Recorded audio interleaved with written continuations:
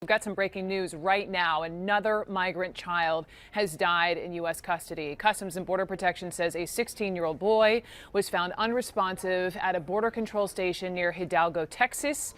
This tragedy makes the fifth death since December of a child who journeyed to the U.S. from Guatemala. Diane Gallagher is our CNN national correspondent covering this for us this afternoon. And Diane, 16. How do we know about how this teenager died? To be honest, Brooke, we don't know a lot about how he died. Customs and Border Protection simply says that the teenager was found unresponsive during a welfare check this morning at that Velasco station. We know that he was processed and apprehended in the Hidalgo area on May 13th. So he'd been in the U.S. for about 9 days to the point that he died. But after that point, we don't really know much. CBP says that they're looking into it. They've contacted all the proper authorities in the U.S. and in Guatemala. But look, Brooke, he is the fifth child from Guatemala to die in the past 6 months after being apprehended by U.S. authorities. Just last week, a 2-year-old died in an El Paso hospital from complications of pneumonia. Last month, it was another 16-year-old who died in the hospital after being taken from an ORR facility.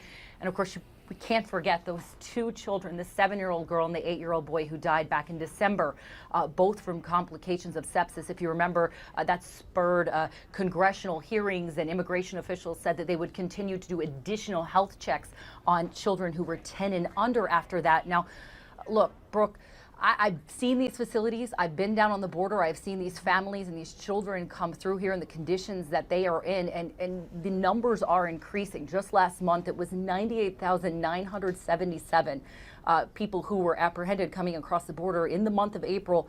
A large number of those were families. And look, it is we are seeing this number increase. It increased from the number before.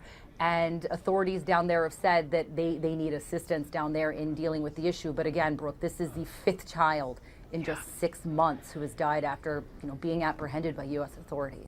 Jim Hackett, the president of Ford, sent an email out to employees just a short time ago announcing another round of layoffs. There's going to be about 900 layoffs to salaried employees by the end of this week, and that's about 500 here in the U.S. This is a part of what we've known for about a year now. It's part of their redesign at Ford, where they're going to be cutting about 10% of their salaried employees, so that's a total of about 7,000 globally. Now, these are mainly white-collar jobs, so we're talking about people in management positions.